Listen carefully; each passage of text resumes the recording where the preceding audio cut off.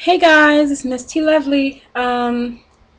This is a response video to LbjPhatboi, aka Kasan, my brother. So I just got out of the shower, first of all. So this is why I look like this. No makeup, flaws and all, hair like this, whatever. I just saw your video, and it's funny you say what you said because seriously, my HG camera is right here, and I had recorded a video on it earlier because um what you talked about in your video is one of the things I was going to talk about. So you know what better than time than this, especially since I could see personally, and I know personally the pain in your voice and in your past and sometimes in your present, because believe it or not, I too suffer suffered from the same thing, except I would say I'm more popular now in college and in my normal life because I've realized I would say the quality of who I am. That's the only way, for lack of better wording, but that's the best word I can pick right now. I've realized who I am in the sense that I know I have a lot to offer. And if a person doesn't accept you into a circle or into their, what they consider, or rather what you consider the in crowd, those people aren't worth it. Because if you need a whole bunch of people to approve of you and follow you and say that you're it, that makes you a person that is small. And I'm gonna explain what I mean by that. If you need to be justified in everything that you do, like it reminds me of that movie Mean Girls, where Lindsay Lohan wanted to get into the crowd, and she got in just to trick the girl, and she ended up becoming a lot like her. I'd rather have people run with me that have the same heart and have the same outlook, and may be considered in a way broken. And it's not good to be that way, but that I'd rather have real people, that's what I mean, around me. But I grew up, believe it or not, in high school especially, I grew up a loner. you know I wasn't the popular gal. I was the girl that everybody hung with when they wanted help with their assignments and help with, you know, um, homework, etc., or the girl that everybody wanted to do their project with. I was that girl. I was the convenient friend. Okay. But something was told to me recently. People who don't acknowledge you, or they don't accept you for whatever reason, or they don't allow you in their circle for whatever reason, they're not worth your time. Or people that you deal with and then they, for some reason, they change up on you, they're not worth your time either. you know um at some point people change, and I would, like I said, I would rather be around a person that's genuine, that has a good heart, and that's loving, period, rather than be around somebody who is popular, who's into whatever it may be, because different birds of a feather flock together, and different people run together for different purposes. I said it before in my other video. It makes me think of, and I'm just going to be real in this video because it's for you, I'm talking to you, whoever watches can watch, but it kind of reminds me of the cliques that are very evident and the people who run together in the YouTube community. I mean, first of all, you have different communities. You have hair community, you have entertainment, you have games, now you have the weight loss community, in which I never knew about. But now I'm a part of it, and not even realizing, I was just talking to, I think, who was I talking to? I talked to a lot of people, but I don't know who it was. But I was saying that I realized we form a relationship with certain people, and you find yourself shouting them out. And I had said, I don't want to do that because I don't want anybody feeling singled out or left out. It's so funny that, as I feel like when you're really sensitive to Christ and you're really sensitive to people, and you know how you felt in the past, and you know what's been dealt you, why would you want to do it to somebody else? But I'm here to tell you, Kasan, I don't, not to say you feel like I do it, but I just want to personally tell you, and I'm sure your other sisters would say the same thing, I'm speaking for all of us in this sense, that you, for, everybody, I would say that we all consider you a part of this family. And for me, it's not a popularity contest. And I really dislike the fact that there are some people who, you know, you have to realize nobody has a title of anything in this world unless somebody else deifies them.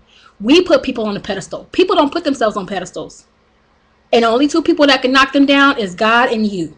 And if you don't knock them down off their pedestal, you only have you to blame. That's why I love that you said you look back at self and analyze self, because if you look to be accepted, you're going to find that you're always going to get hurt, because you're going to feel somewhere that your needs are not being met. You can't look for love in other people. You have to love and need yourself first. You need to want people, not need them. You need to want to be around people, not need them. Like you said, a lot of what you said, you answered your own question. But as your sister, I had to say something because I love you, and I don't ever want you to feel left out, because you certainly aren't. I love you. You know I watch every video. You know I help as much as I can. Whatever, you know this. But I'm here to let you know that you're not the only one that feels like this. And as far as suffering and struggling too, I say a good portion of my life, if not most of my life up until recently, I felt the same way with, why me? Like, why do things have to be so hard? Like, why it seems like everything kind of crashes down on me at once. But it's like I never got the saying, and in some ways I still don't, but I would always hear, why not you? God feels that you are strong enough, and it's like some things they're there to stretch us, they're there to make us, but some things are there because we do them. People always get mad and they always say, "Oh, God this, God gave us free will when He created us, and if you don't realize that some of the decisions that you make can affect your tomorrow, you'll have a big problem. But also, too, some of the things are for your making, and it's like a puzzle being made. And the only person that knows your puzzle and when its completion date is Christ Himself. So realize that you're it, is what I'm saying to you. Realize your importance, and always realize that, and always feel that way. And if somebody's not talking to you, and here's another thing, like I said in the comment, reach out. For me, my phone is on. When I say that you can call me, I mean it. I'm up to the wee hours of the morning. I'm up to like 5 o'clock in the morning. And anybody else who hasn't reached their hand out, maybe they just don't have time, and just, it could be a number of things, it could be, we connect differently here. You know what I'm saying? Some people are into certain things. Some people even start watching you and stop watching you. You just, YouTube is something else. And I had heard at one point they even called it a high school. And in some ways it can be true, especially with the ghost, I call them profiles and stuff like this. But, as far as, and I made this long-winded, but I hope you get the gist of what I'm saying. And I'm saying that I love you, and I'm sure and I'm sure everybody else will agree with me and say that they love you as well. I'm sorry I'm using my hand so much, so that's making it. But I get the gist of what you're saying, and I've been where you've been. But like Jennifer had said once in her video, you need to love you enough. Know you're worth it. Know your worth. You say that you found and you know who you want to be. When you find that, and I really feel like, to be honest with you, brother, I don't feel like we ever find ourselves completely, because we're all still yet learning till the day we die. If you know everything and you've completely found the way, boy, oh boy, you got something to share with us. I know you mean in the sense of what you desire out of this life, more so. But at any rate, I've talked long enough. This video is long enough. But I had to just come on and tell you that I love you. I understand. I get it. And I am always here. I'm just a call away. I'm just a text away. I'm just whatever you want to do. So sometimes it's just about stretching out your hand, saying that I'm here, realizing that you have something to offer, realize you're an amazing person, handsome, sweet, well-dressed, which I always say it, and I don't lie. You should know that by now. Um, keep pressing on, because you're getting closer to your time.